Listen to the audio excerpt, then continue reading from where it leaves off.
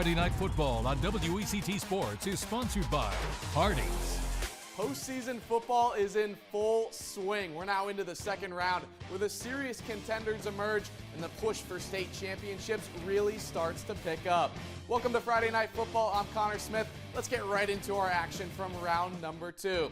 We're going to start off with our game of the week, a rivalry that always seems to produce instant classics. Wallace Rose Hill and James Keenan meeting in the postseason for the second straight year.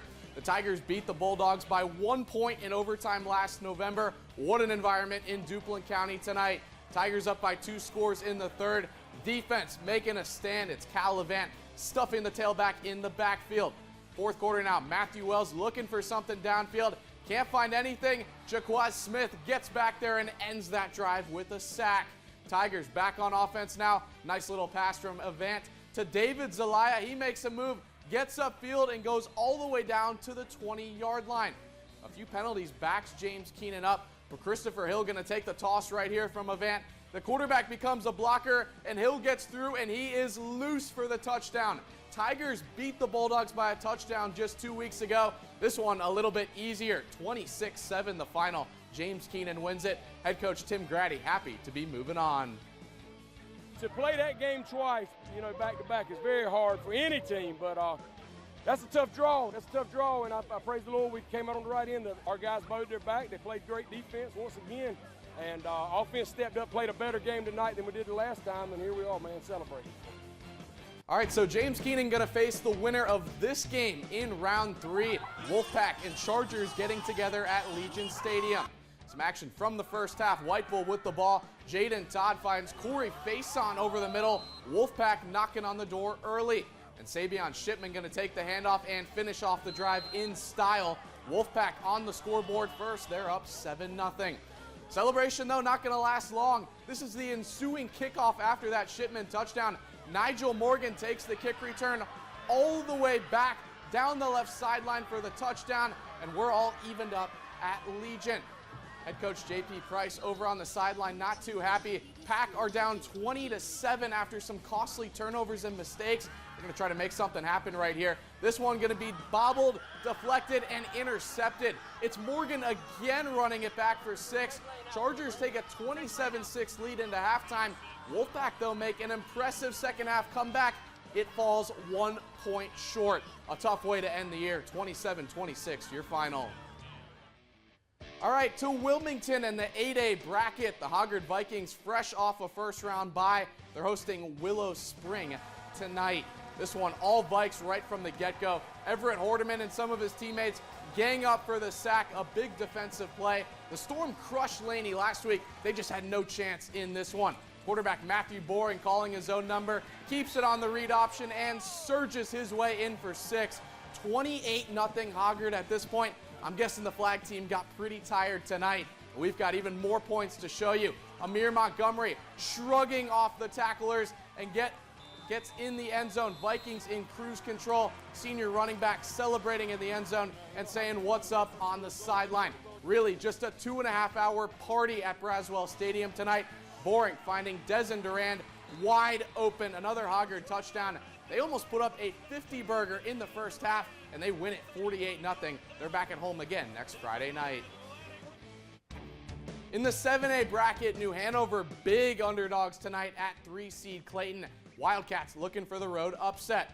Noah Smith going to take the handoff here for Clayton. He hits the brakes, goes back the other way, makes some nice moves before he's brought down after a 23-yard run. Wildcats defense, though, able to hold them to just 3. Head coach John Fuller fired up about that over on the Hanover sideline. But this is really where things started to turn around. Clayton facing a 3rd and 23 deep in their own territory, and Aiden Smalls comes up big. He finds Austin Dalton for the 35-yard gain and the first down. And on the very next play, Smith goes right up the gut for 18 more yards. Clayton starting to move the ball downfield. A few plays later, just before half, Small hits TJ Campbell. Ball appeared to hit the ground, but they do count this one for a touchdown. That 18-yard score puts Clayton up 10-0 in the first half, and they would end up winning this one. New Hanover loses 29-0 the final. Another Wilmington school hunting the road upset tonight. Ashley coming off a huge win at Cary last week, looking for some more November magic against Hillside over in Durham. Hornets on the move in the first quarter. Jalen Stark gets the rock, rumbles 35 yards all the way inside the Ashley 5-yard line. That's going to set up Eric Mayo. He leaps into the end zone from 2 yards out. Hillside's up 7-0. Hornets defense all over the field tonight as well. Ashley's Carter Kroll trying to make something happen. He is going to be picked off by Hillside's Eric Bonner. He's taking that one the other way, and the Hornets just poured it on from there. Xavier Stevenson keeps the ball himself and goes untouched, 15 yards for the touchdown here. Ashley falls 33-0. Eagles had some exciting wins this season, but 2025 comes to an end in the Bull City. The West Brunswick Trojans coming off their first playoff win in 5 seasons. They're up 14-10 halfway through the third quarter at Middle Creek. Then it's 21 unanswered points from the Mustangs. This is a 6-yard touchdown from Jaden Spencer. Just like that, it's 31-14 Stangs. Trojans not going to go down without a fight. Josiah Borton over to his guy, Kavion Griffin. That's 24 yards up to midfield.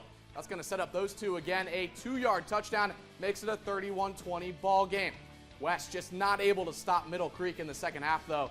Lex Sevilla with the quick pass over to Tracy Harrington Jr. This is going to go down as a 35-yard catch and run, even though he ran about 60 yards.